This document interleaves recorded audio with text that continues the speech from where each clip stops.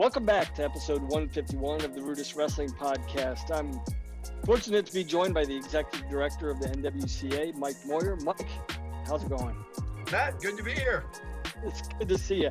So before we jump into this, I think most of our viewers are aware, but the ones that aren't as familiar with the NWCA, could you jump in and give us just a brief overview about the functions of the NWCA and initiatives you're getting after?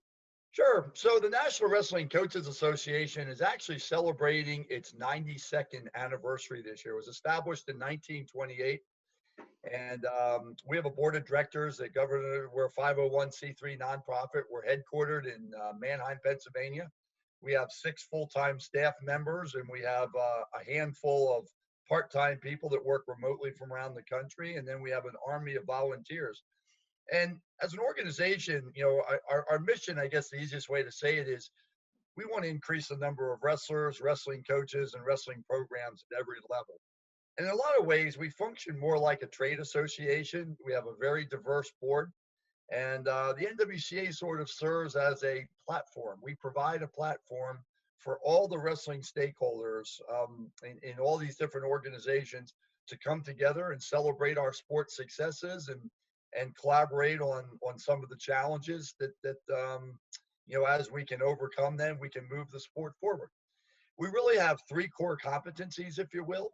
The cornerstone of what we do is coaching development. We maintain that nobody plays a more important role in the future of our sport than the head coach at every level. We, in the second area, what we call advocacy, and the second one would be student wrestler well-being. So weight management. We were in the forefront back in 1999 in reforming that whole part of our sport. One of the interesting statistics about college wrestling is across all 3 NCAA divisions, we have the second largest percentage of first-generation college-bound student of any NCAA sport. In other words, the wrestler is the first in their family to ever go to college. And that's something that resonates really well with college presidents and boards of trustees. They really pride themselves on that. So, but one of the things that's important to know about that is first-generation college-bound students are much more academically at risk to not graduate.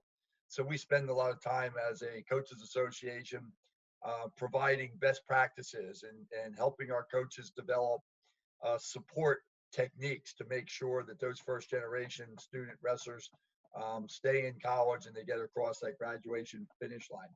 Then the third area is what we refer to as advocacy. And I think as most of the listeners or viewers know that we lost over 550 college wrestling teams between 1972 and 1999. And with that, we lost an entire generation of high school teachers and coaches because that's where we used to train them. You go to college, you get a health and phys ed teaching degree or some other education degree, and you wrestle when you graduate, you go become a high school teacher and coach. And so one of the ramifications of losing all those programs is we've lost an entire generation of teachers and coaches.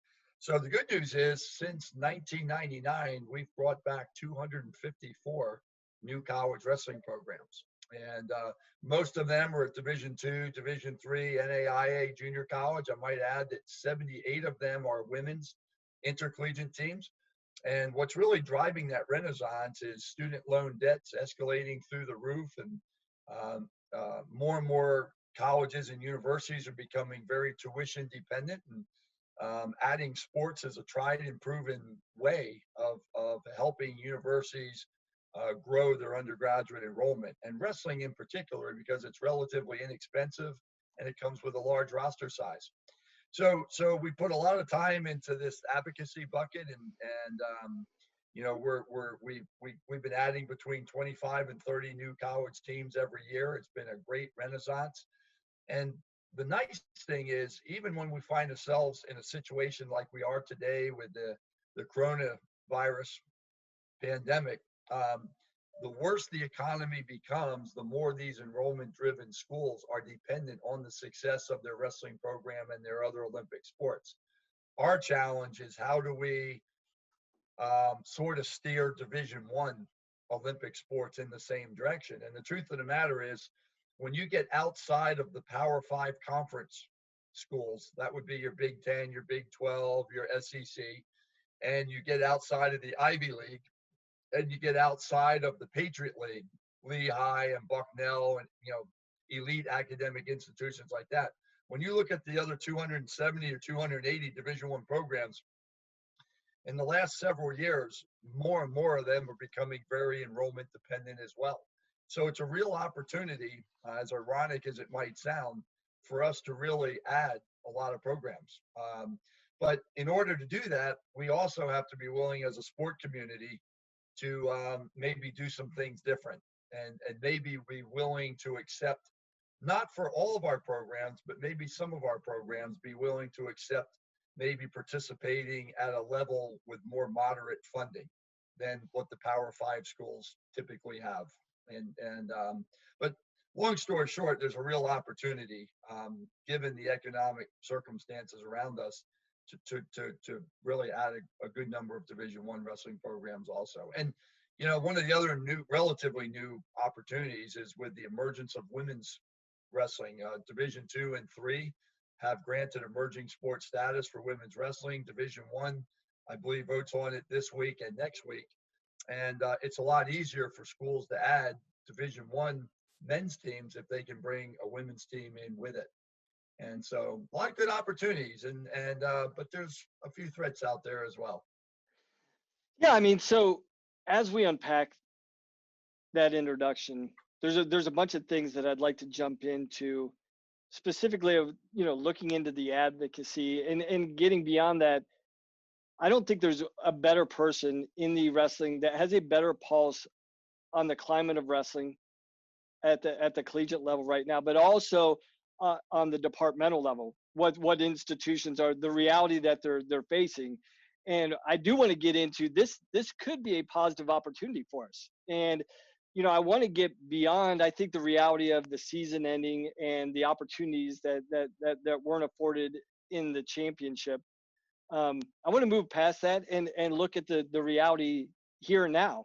And really, what are you hearing as far as specifically as it pertains to wrestling on the collegiate level? And I think, give an overarching look at the obstacle and the challenges that athletic departments are facing. Sure.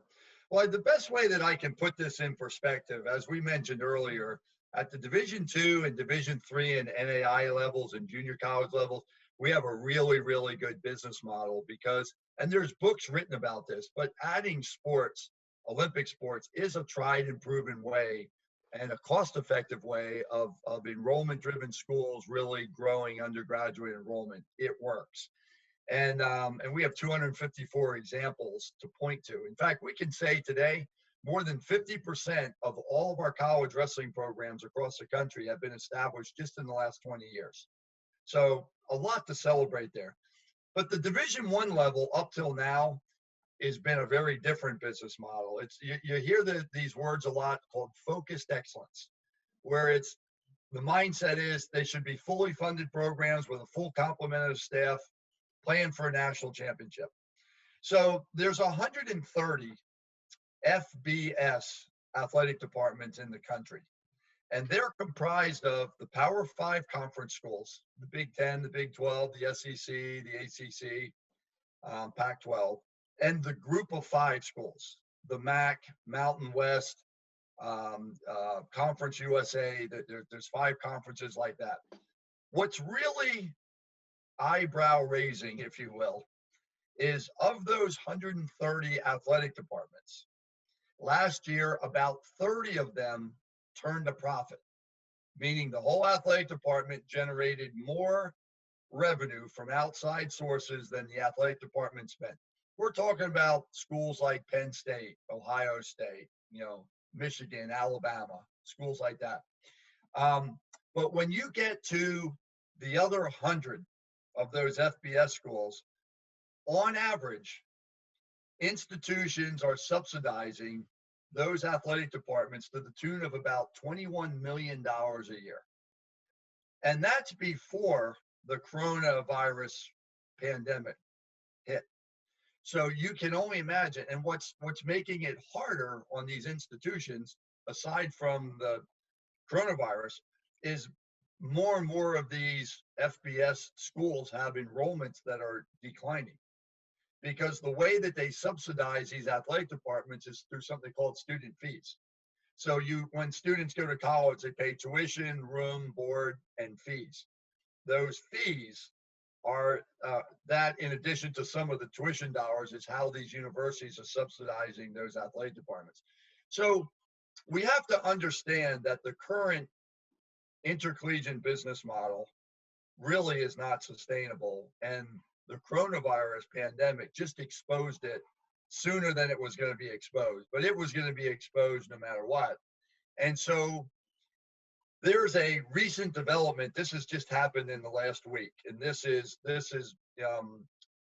red flags and whistles and bells and sirens, and there's everything imaginable that's sounding off as a result of this. But the group of five conference commissioners have gone to the NCAA and asked them for emergency relief on some of the NCAA requirements that are currently in place in order to be Division I.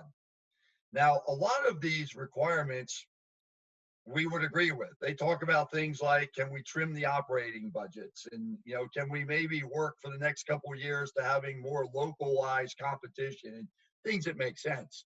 But one of the things that's buried, and I don't know if it's intentional or inadvertent, but one of the aspects that's buried in this proposed legislation is the opportunity to further reduce the minimum number of sports that an FBS school has to have to be Division I. Currently, the requirement is set at 8 men's and 8 women. And I don't have to tell you what would happen if they get this approved and they can further reduce this, what would happen to the Olympic sports. It could be catastrophic. And so the NWCA is working with a coalition. I think we're up to 18 coaches associations now in all the different sports.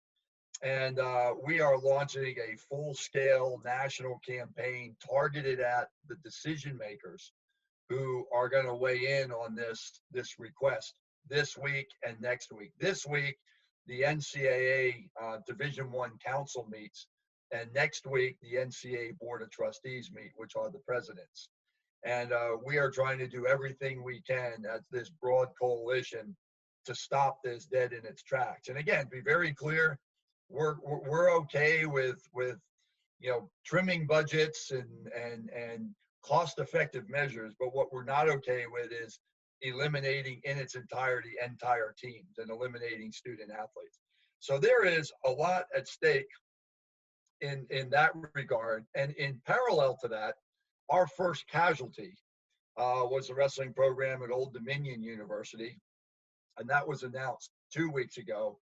And so we're sort of running parallel tracks where we're working 24/7 to try to save that program. But it's a classic FBS school, tuition dependent. A lot of these FBS schools are trying to keep up in football and basketball with the Power 5 conference schools. And the truth of the matter is there's probably no amount of money they could ever spend that would enable them to, in a sustainable way, compete with the Power 5 schools in football and basketball. But nevertheless, many of them will mortgage a lot of Olympic sports as well as other things to try to keep up with them. Well, because it seems like with some of these programs, a program that comes to my mind is UCF and their football program and how they leveraged themselves after their perfect season. They got a taste of what it was like to compete against the FBS schools at the highest level. And once they got that perfect record, they got a taste of what it was like to play with the big boys. And it seems like they overextended themselves to try and leverage that and stay competitive at that level. And it to your point, it's not sustainable. When you look at the Power 5 conferences and the built-in economic advantages with their Big Ten networks, with the SEC networks. I mean, there's money that they're being given that the group of 5 conferences don't have access to. And right. So you're always going to be chasing your tail because you're never going to tap into that type of revenue that those Power 5 conferences have, right? That's right. And, I was watching this show on television, I don't know, a couple months ago, And there's a phenomenon. I forget the name of it. Something like Stockton, but they were talking about like POWs in Vietnam, and the ones that had the best survival rate were the ones that had the right balance of optimism and realism. And it just feels like sometimes with some of these FBS schools, there's an overabundance of optimism and maybe not enough realism. And it's sort of led to this situation we're in now. I will also say, there could be some cost containment in the Olympic sports as well. It's just, it's not all football and basketball. In fact, another statistic to sort of put this in perspective is of those 130 FBS schools, about 60 or 70 of them do make money in football and basketball. So that tells you that there's 30 or 40 at least athletic departments that are losing money because they choose to spend generously on the Olympic sports. So, it sort of cuts both ways. But the fact of the matter is, there is a very real opportunity for us and the other Olympic sports to actually grow at the Division I level. But it's got to be through a different model than what many schools are operating under. And again, the Power 5 schools their revenues through their conference television deals are just in a completely different stratosphere with most others. And the Ivy League schools, the Patriot League schools, they're sort of in a different category. But when you look at the other 280 Division I athletic departments, many of those schools are absolutely at enrollment-dependent universities, and sports would be a tried and proven way, if in a cost-effective way, to really help those schools solve an institution-wide challenge of just growing enrollment. So how do we now, Matt? Imagine now. I mean, now you have situations where mom and dad may be both unemployed. I mean, I can't imagine that's going to make it any easier on these universities that have been challenged to begin with from an enrollment standpoint, and now this hits. Yeah, I mean, one of the things that I've been, when we're in the wrestling community, everybody's talking about when's wrestling coming back, and my mind leapt to a progression further than that, and I'm like, well, my concern is how many of these institutions are going to come back, because we've already seen, I think off the top of my head, 3 universities in the past month or so have shuttered their windows. A little Division III school in Illinois, and I saw Urbana out in Ohio just announced yesterday. And there is one other one, the name escapes me, but unfortunately, again, a lot of these schools were sort of on the fringe before this happened, and this is put them right over the top. And I might also say, I do a lot of reading, and part of the challenge is not only do we need to change the business model for Division I athletics, but higher education in general sort of needs to be reset. And so when you think about an unsustainable athletic department that's part of an unsustainable academic institution, there's a very real opportunity to reset things if we can work together with these universities and come out of this in a much better place. Yeah, because I think there's a lot of misinformation. I think that just a person in the general public, and I would venture to say a lot of college coaches don't have a great pulse on the economic realities of what's going on with their institutions. And that's, first and foremost, that's concerning, because as a coach, you better know the ins and outs of your athletic department and the institution if you're going to bring positive suggestions to the table. I think a lot of times we knee jerk and react with emotion. And if we are grounded in reality and had a firm understanding and a grasp of the realities of what's going on with your institution, what's going on with your athletic department, I think that's a good starting point. But I think the general public just assumes like all these institutions out there are cash cows, that they've got new students coming in and they're just cashing checks left and right. And that's not the case.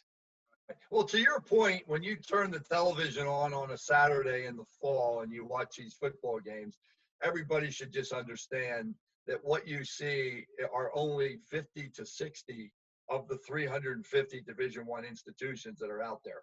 And those ones that are cash cows, there may be 50 or 60 of them, but there's 280 to 300 of the others that are really struggling to try to keep up with those 60. And that's one of the things we've done as an organization is we've been working with a brilliant, he just retired after a 35-year distinguished career with Deloitte Consulting.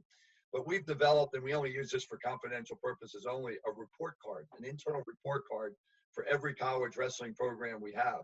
And it not only looks at like a basic health check of the wrestling program, but it looks at the financial health and the health check of an institution.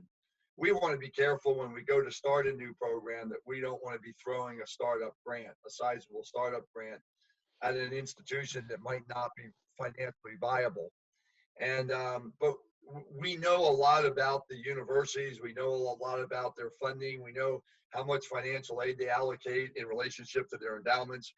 And so we're in the process of putting together a little calculator, and we're going to pre-populate it with all the numbers for each individual university.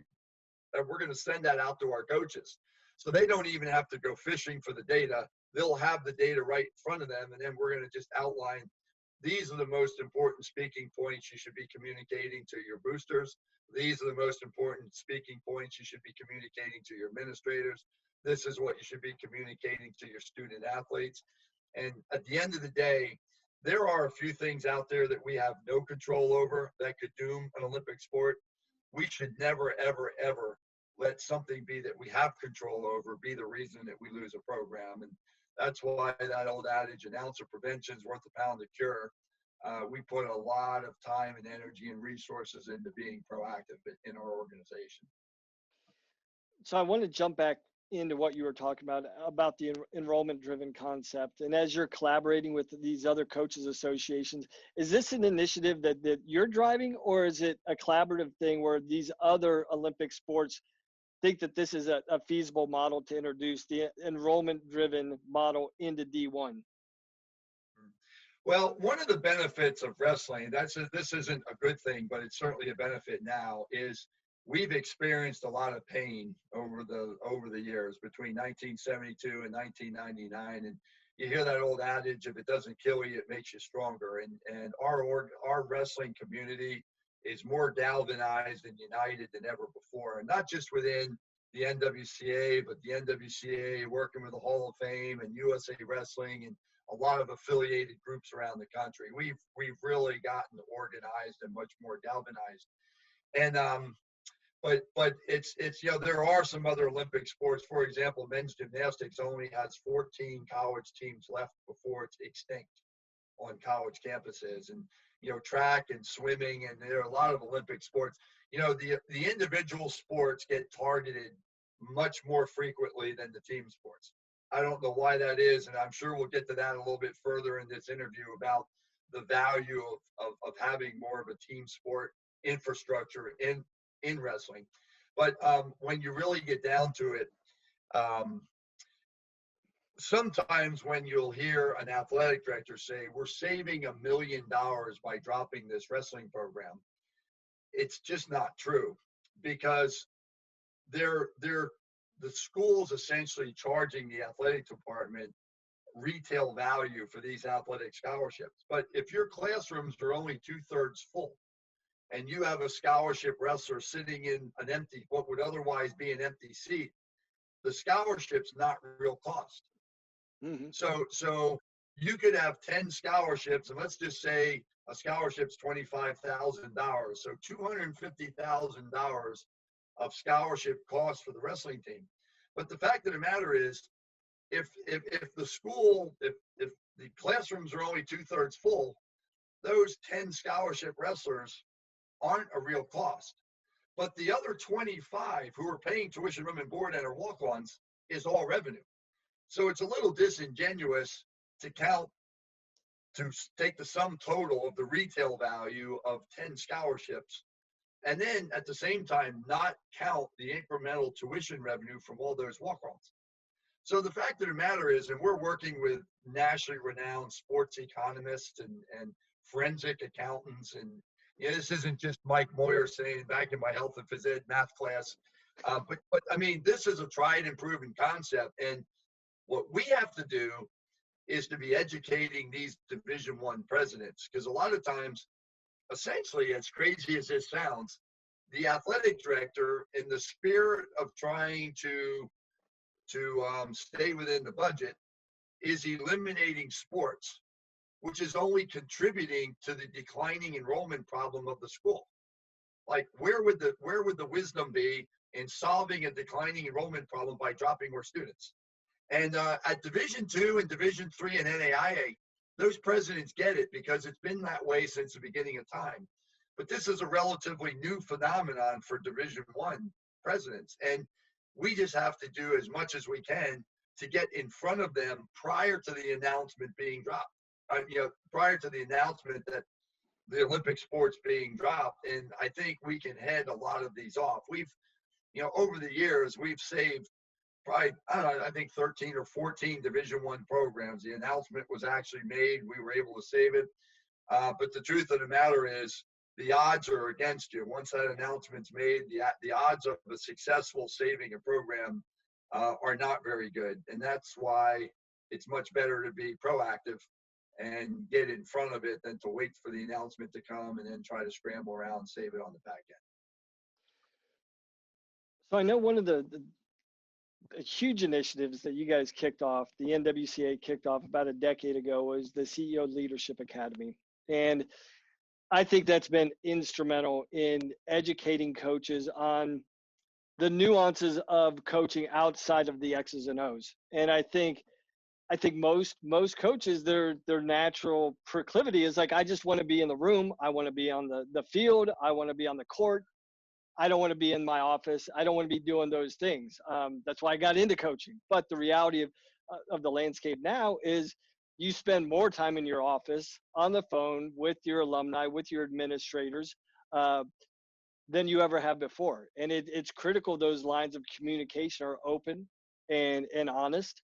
And in a large part, those relationships are more critical than the relationships you have with your athletes on the team.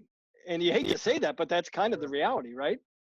Yeah, I mean, I would agree with you. The CEO Academy has been a game changer for our sport. We have a bar graph that I'll send it to you when we're done here. But like, I started in 1999, and you can see when you look, we didn't have anything in place in the way of coaching development, really.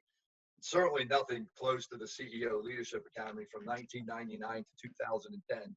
And during that 10-year span, on our best years, we were losing half as many college teams as we were starting. And on our worst years, we were losing more college programs than we were starting. We implemented this, we just got the best business people and kind of the CEO caliber coaches, college coaches we had. We got them together. We worked with an internationally renowned coaching development expert, a guy named Dr. Dan Gould up at Michigan State University. He's got a wrestling background.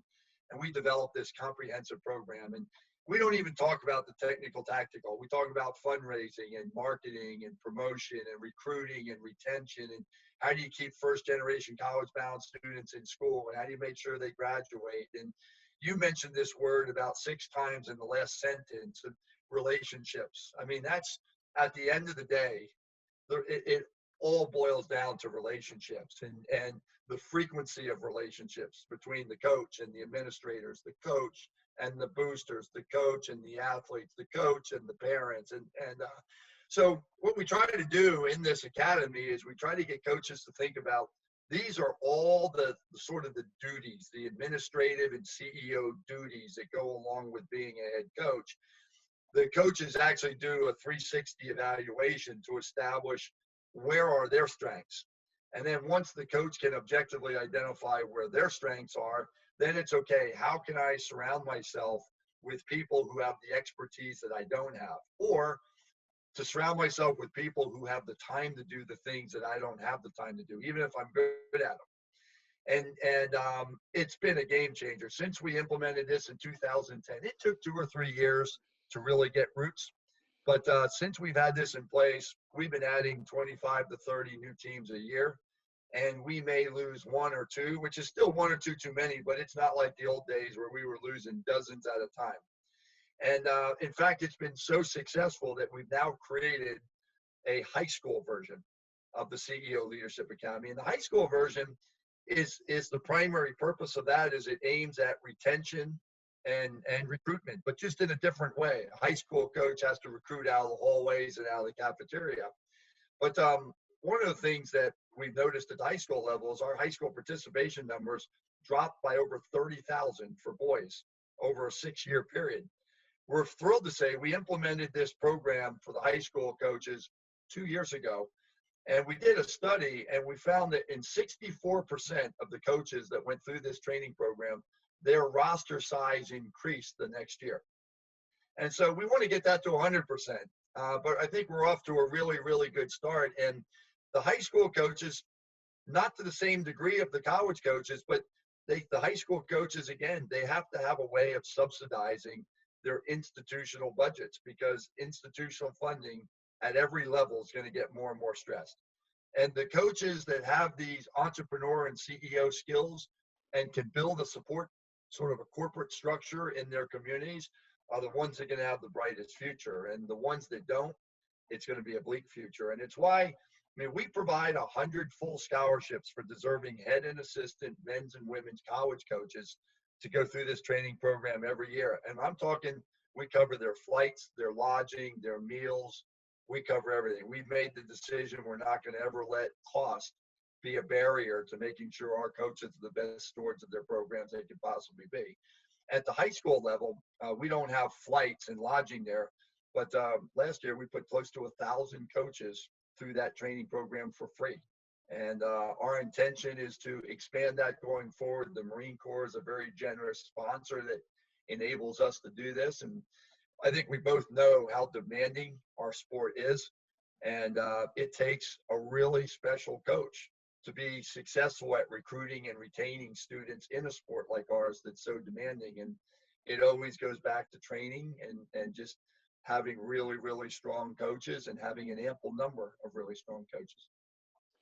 I think everything you laid out there is so critical, because going back to ODU, I think everybody in the community, when they see a program get dropped like ODU and the success that they had, historically in their program, and within their athletic department, they were one of the leading programs, if not the leader. They were the most successful. They've taken more wrestlers to the NCAA championships than any other sport at the school in the last 15 years.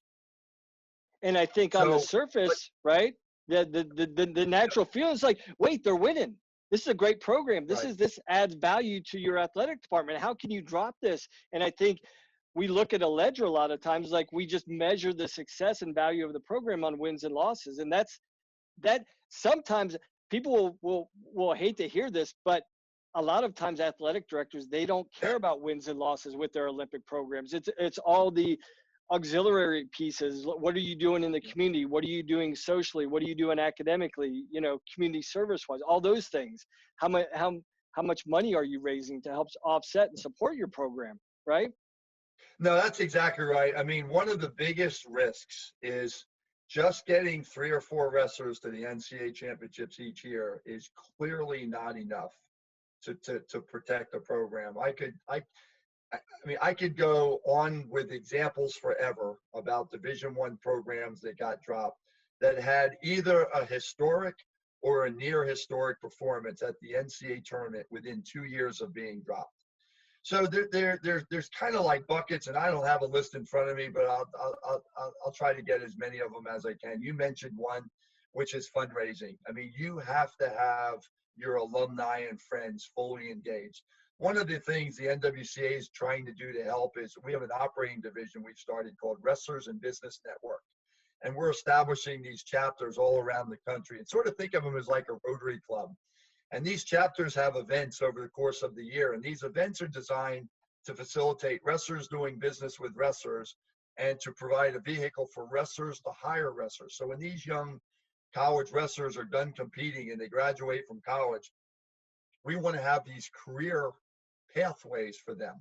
And the same with high school wrestlers. Not every high school wrestler is going to go to college. And so we have these wrestling people running these big national and international entities, and they want to hire wrestlers. And what could be more compelling as a college recruiter than to say, the most important thing I'm going to do for you is when you graduate, it's this career network we're going to bring you into. But anyway, so the fundraising piece and the alumni business community engagement piece is a really important part of this.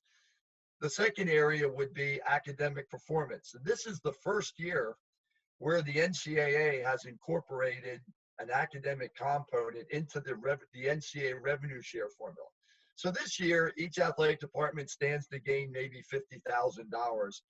The athletic department has to be above an average. Each team has an APR score, and the APR, I won't get into the details of it, but it measures eligibility and retention. So every team has an APR score, and the average of that score has to be above a certain cut point. So in our report card that we have for each team, we know how many of our wrestling teams are benefiting their athletic department, and I can tell you how many of our wrestling teams are a drain on that athletic department academic average. But while it starts out as $50,000 this year, in year number 3, it's upwards to $250,000, and it keeps growing from there. So the bottom line is we can't ever be in a situation where we have a Division I wrestling program. That's the reason its athletic department missed out on this money. And so we need to stay ahead of that. And as I mentioned earlier in this interview, with such a large percentage of first-generation college-bound students, that is an academically at-risk population. We have great support for our college coaches on how to do it, but we can't help a coach that doesn't take advantage. It doesn't show up at the convention, doesn't participate in these educational opportunities and workshops that we provide to show them how to do this. In football and basketball, they'll provide those athletes with an army of support people, tutors, and a lot of times in Olympic sports, they're sort of on their own. So we have to work with our coaches to help them develop their own support structures. But academics, it's just a really, really, really big piece of that. And while we want to strive to get to the top of the ladder, we at least have to get into the middle of the pack and out of harm's way. And I can tell you that this is an area that as a sport group we struggle in, and this has to improve in a really, really big way. So that's the academic piece. Do you have a question? Yeah, I actually wanted to jump in on the APR because I think it's a double-edged sword. I think it's a really valuable tool to measure the success and a good metric to measure the success of your athletic department. But I think it's a double-edged sword when it comes to the sport of wrestling. As you pointed out, number one, I always compare we're the rural equivalent to basketball in a lot of ways. We have a lot of first generation college students that are coming from academic communities at the high school level that aren't preparing them in the way to be successful when they get to college. And then number two, the nature of our sport itself, by its nature, it's not a retention sport. When you're, and we talked about this before, when you're the number 30 guy on the roster and you're getting beat to tar every day and you're not seeing the light of day on the mat, it's hard to stay motivated to stick around with the sport. And I know when we're talking about the APR, it's specifically directed towards scholarship athletes, but even a lot of scholarship athletes can't maintain the rigors of the sport of wrestling. And so we lose our retention in the sport, where typically our biggest class in relation to our roster is the freshman class. And then it just whittles down year after year until if you have 3, 4, 5 guys in your senior class, you can't count yourself as fortunate. So how do we work around these things? Well, I mean, that's an excellent point. This is where like a wrestler and business concept is so important, because you can't just sell winning as a reason to be in our sport, whether you're at the high school level or the college level, because such a small percentage of wrestlers will win all the time. And so the way to keep that 30th guy on the roster, and by the way, my experience of the 30th and 40th wrestlers on the roster, many times they become the biggest donors to your university down the road. Many times they become the astronauts and the Fortune 100 CEO leaders and that sort of thing. So never, ever, ever, ever underestimate the value that those 30 and 40th guys on the team can come. But the coach as the CEO has to make sure that, I heard this somewhere some time ago. It talks about if you don't take care of the customer, someone else will. Well, a lot of times the opponent in our world isn't necessarily the other team. The opponent could be all the other things that wrestler could be doing if they weren't wrestling. They could be doing a cultural exchange study somewhere. They could have a job. They'd be doing a lot of other things. So it's not that winning's not important. Obviously, in Division I athletics, you want to win at the highest level, but you also have to be promoting and selling hard the other benefits of doing it. Because think about like how abruptly the season ended this year, right? If athletes don't have the right perspective on things, that can be devastating. You know, it was devastating as it was, but we talk so much about the journey and the skills and the lessons you learn along the way.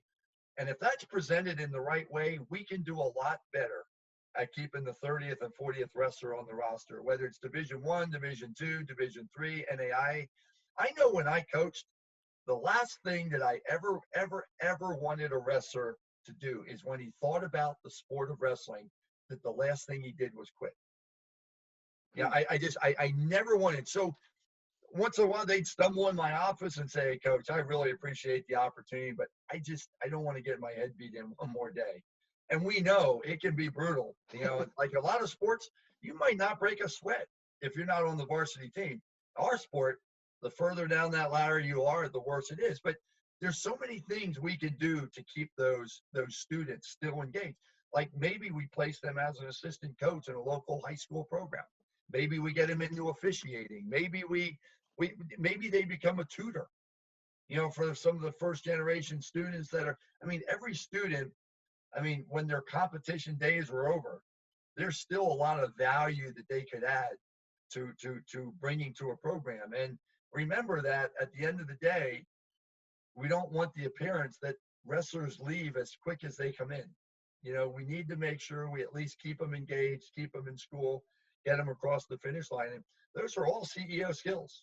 I mean, they're all, you know, it's all mission driven. What's your mission? And it's one thing to want to win at the highest level, but you can't forget that you're in an academic environment and you better be aligned with those academic principles and you know, things like safety and academic performance and fundraising and the relationship you have with your athletic director and your peer coaches and your athletes and your athlete parents and all of those things, you know, marketing and promotion and branding. And, you know, another big one, particularly at the Division I level, is like there's no better way to make your sport relevant in the school and in the community than through really, really exciting dual meets. And, you know, wrestling, you know, that individual tournament we have at the end of the year is an unbelievable event. It's one of the top 3 largest NCAA revenue generators of all NCAA sports. I mean, it's a special thing.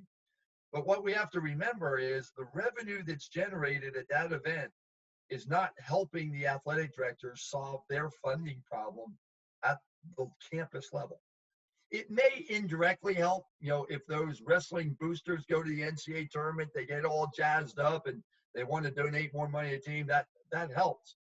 But at the end of the day, we can't have a situation where an athletic director is spending $750,000 to $1 million on a Division I wrestling program, and they show up to a home wrestling match and there's 50 people there. And so anything we can do as a wrestling community, we've talked about a number of things over the years, but anything we can do to really make the dual meet the focal point and create rivalries and create more of a spectator event.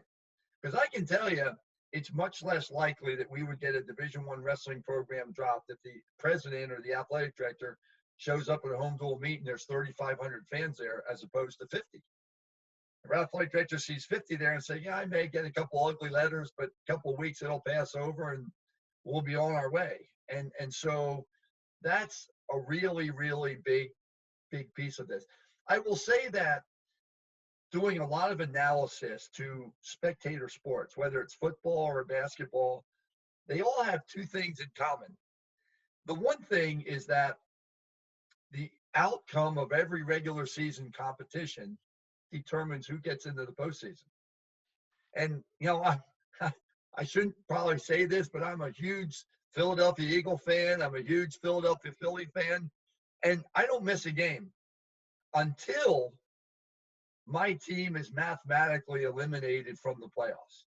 And when they're mathematically eliminated from the playoffs, I got to tell you, I get a lot more housework done. I mean, my wife's a lot happier, but like, I just completely lose interest because it doesn't mean anything. Now, currently in wrestling, when you get the number 1 ranked team versus the number 2 ranked team, you can make a big deal of that. When you get Michigan against Ohio State, Oklahoma against Oklahoma State, Iowa versus Iowa, you have some of these traditional rivalries where we get great crowds. And certainly we have more coaches that have really been able to grow.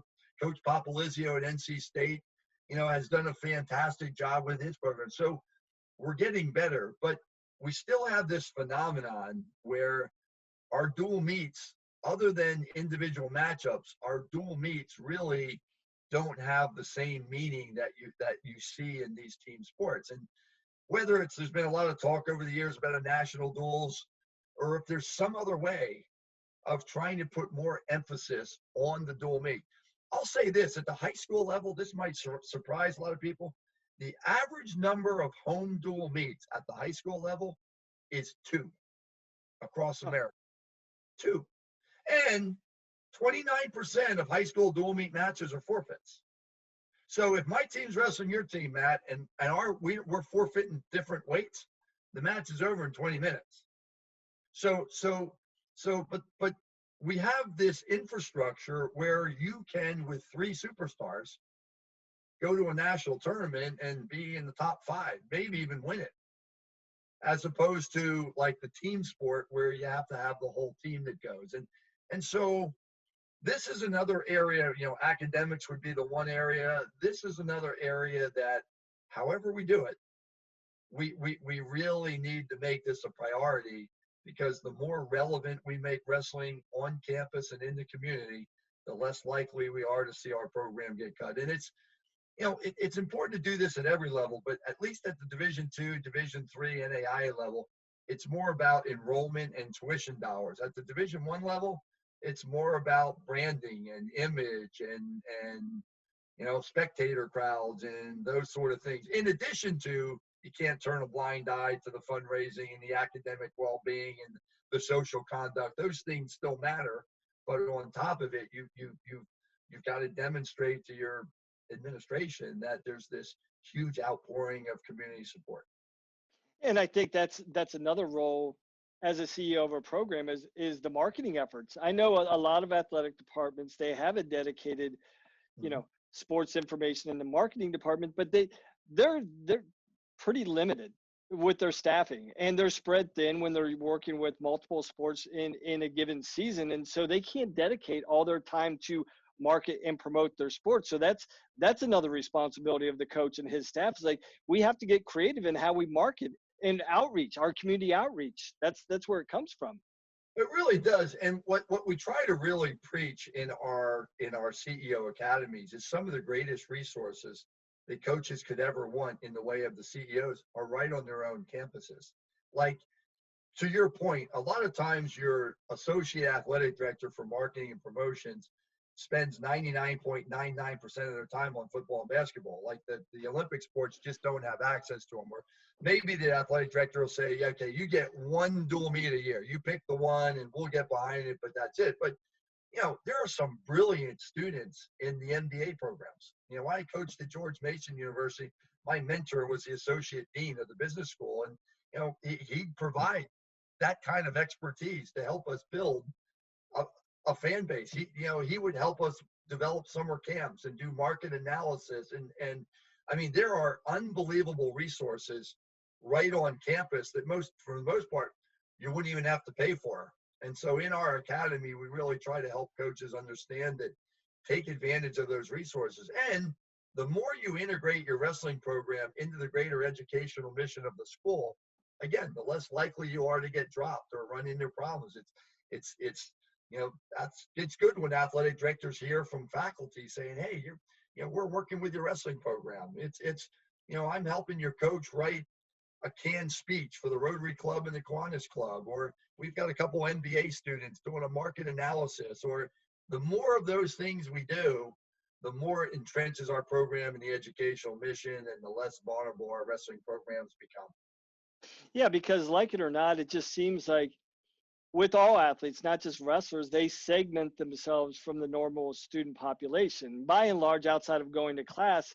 And the how I would always communicate to my guys and my coaches, like, hey, before we ask the students to come down from campus to see us, why don't we go up and see them and engage with Exactly. them, Yep. right? Um, Exactly. so the last thing I wanted to touch on, and as you mentioned earlier in the episode, we were talking about, even with this global pandemic going on, there's an opportunity for hope.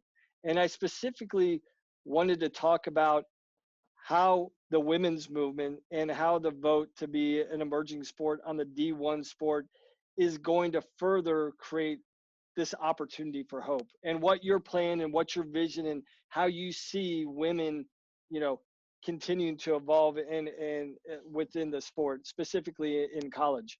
Sure. Well, women's wrestling is the fastest growing women's sport in America. We now actually, just last week, Oklahoma added at its high school state championship. We're up to 23 state high school athletic associations, and now have a girls high school state tournament.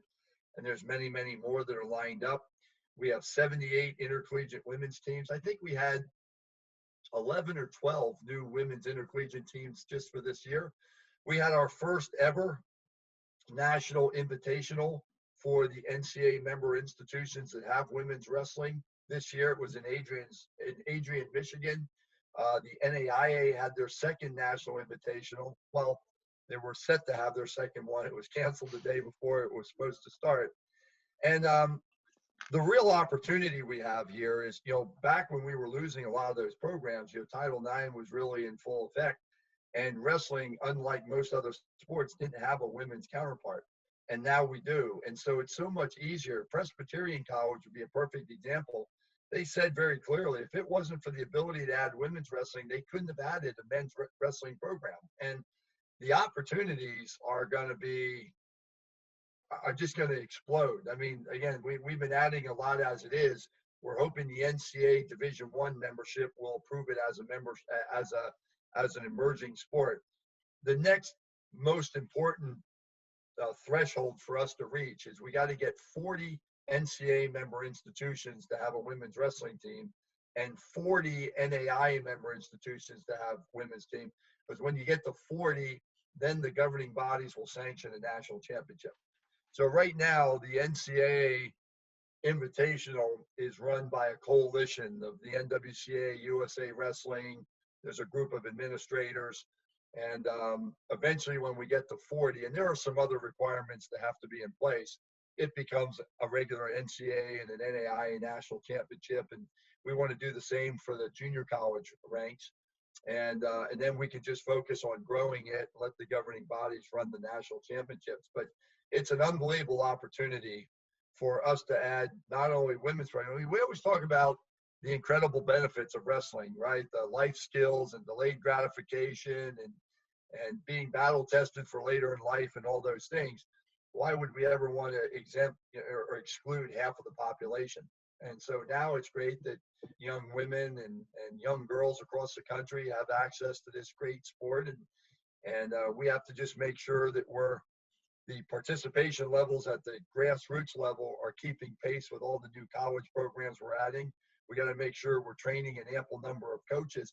It's interesting, at our CEO leadership academies, we're seeing the cheerleading coach and the field hockey coach show up, who's now the girls wrestling coach. And it's kind of the way it was for boys wrestling back in the 60s. You had the football coach that was coaching wrestling that maybe didn't know anything about wrestling. And so the need for professional development is even greater, particularly on the girls' side, as we're trying to ramp up the number of coaches we have out there. So really, really good progress, and certainly opens a lot of doors for a lot of opportunities for us. Yeah. Well, hey, Mike, I appreciate your generosity and sharing your time. I appreciate everything you're doing. I don't know if people really understand the effort and the commitment, and you never take a day off, you never take a second off, and you never have a chance to breathe. And I've seen that firsthand perspective, and I can't thank you enough for everything that you're doing for the sport. But one last thing I do want to touch on, because it's one of the major events that that the NWCA leads every year, and that's the coaches convention. You talked about it. Typically it's the first week of August. What is the status of the event, and what can you tell our audience about what you guys are thinking about with the convention this year? Yeah, so we've just surveyed our college coaches to just sort of get a handle on how many of them maybe are already prohibited as part of cost containment measures from even attending professional development. And then the question is, even if they're not allowed to use institutional monies, how many of them have camp money or things that they could use to come. But we're just trying to get a handle on, is it practical? I mean, we've been doing this for a long time, back in the early 1990s, and it has really grown over the years. And we're also working with some infectious disease experts, some doctors and researchers, to just try to get the best idea of where are we going to be by early August. And we certainly can't wait till then. I think probably by mid-May, we're going to have to make a decision by then, if not sooner. And we're trying to do everything we possibly can to keep it intact. And if we can't, maybe we look towards something virtual. And, the one thing we know about wrestling is we always figure out a way. There's always a plan B and a plan C and a plan D. But we'll never let, whether it's cost or whatever it is, we'll never let that be a barrier to doing the kinds of things and having the kinds of discussions we need to have with our wrestling community. And whether it's in person or some other way, there'll be something. And we just, again, it's such a great opportunity to bring wrestling coaches together and celebrate our successes and work collaboratively on how we overcome our challenges. Great. Well, hey, Mike, thanks again for your time. Best wishes, stay healthy, and look forward to seeing you face to face, hopefully sooner rather than later. You do the same. Thanks, Matt.